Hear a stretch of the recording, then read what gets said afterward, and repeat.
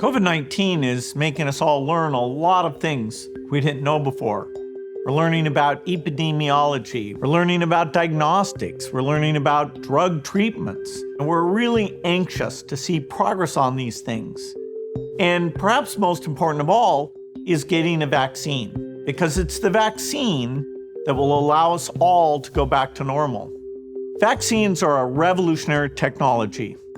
While we're rightly focused these days on the vaccines we don't have, we're also being reminded how the vaccines we do have made such a big difference, saving hundreds of millions of lives. Of course, vaccines go back a long time. In 18th century England, people knew that milkmaids didn't get smallpox. Dr. Edward Jenner realized that there must be something that the milkmaids were exposed to. And in fact, he saw there was a very mild disease called cowpox. And cowpox was so similar to smallpox that he wondered if when the body was exposed to cowpox, that somehow there was protection against getting smallpox, which had a huge risk of killing you. And so to test this idea of cowpox protection, he used the pus from cowpox blisters to actually give that to a young boy, and then later intentionally exposed him to smallpox to see if he would get sick. That was successful, and that became the first vaccination to immunize people to avoid death from smallpox. Now, we've come a long ways since then. We know a lot more about the immune system biology based on two key factors. We know about different diseases. The first one is about how infectious it is. And one way to measure that is to say if somebody has this disease, on average, how many other people do they infect? That's called R-naught. The higher the R-naught, the more contagious the disease is, the quicker it spreads. COVID's R-naught is about 2.5. So each person who gets sick then passes it along to 2.5 more people. And so that makes it about twice as contagious as the typical seasonal flu. But look at this. The R-naught for smallpox was between 3.5 and 6, at least twice as contagious as COVID, and 4 times more contagious than the regular seasonal flu. The second factor is of the people who get sick, how many of them will actually die. With COVID, it's at least 1%, much higher than flu, about 10 times higher, but dramatically lower than the 30% for smallpox. In the early 20th century, smallpox killed an average of 4 million people every year. Eventually, we got a great vaccine for smallpox, and so in 1979, that became the first and so far the only disease that we've ever eradicated.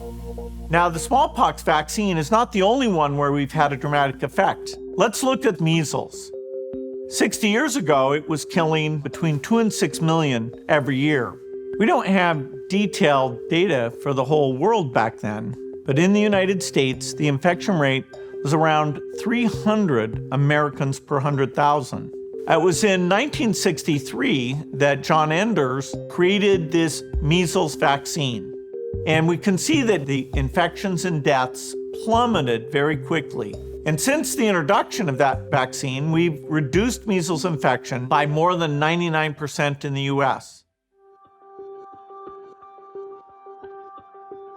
Now, just having a vaccine is one thing, but getting it out to everyone who needs it requires additional effort. Let's look at smallpox. What we've seen historically is that in rich countries, we get vaccines out very quickly. Now, that's a little bit paradoxical because the actual risk of disease and death is actually the lowest in those rich countries, and it's much higher in the poor countries. So let's look at measles here. The vaccine was invented in 1963. 10 years later, UNICEF and the World Health Organization decided they wanted to get that measles vaccine out, and they gave themselves a deadline of 1990. So there was 27 years between that invention and before we got substantial coverage in all the countries, protecting even the children in poor countries. in 2000, even though the vaccine was almost 40 years old, we still had over 500,000 deaths from measles, essentially all of them in poor countries.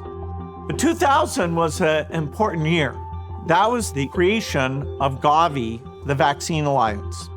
Gavi's purpose was pretty simple: help countries in the world, particularly the poorest, buy these vaccines and create the system to get them out to almost every child. And so far, Gavi has helped vaccinate 750 million children. That's quite amazing. This was the dream we had for Gavi, and it's been achieved. It's changed the norm that only kids in rich countries get these new vaccines. Let me give you another great example of this. It was also in 2000 when a new vaccine for pneumonia was licensed in the United States and started moving to other countries. Here's a chart showing the vaccination rates by country. The wealthy countries are shown on the right and the poor ones are shown on the left. We're going to see how this changes over time. You can see that fairly quickly, low-income countries are getting access. It wasn't like measles, where you had almost 20 years that they had no access at all. As you see, that's not what happened.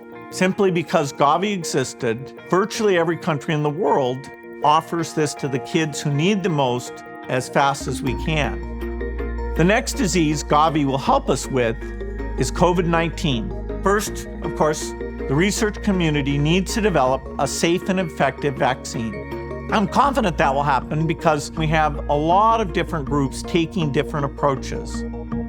But once we get it, we can't let it be like measles or smallpox. We cannot leave billions unprotected, even for years. And that's where Gavi's incredible skills come in.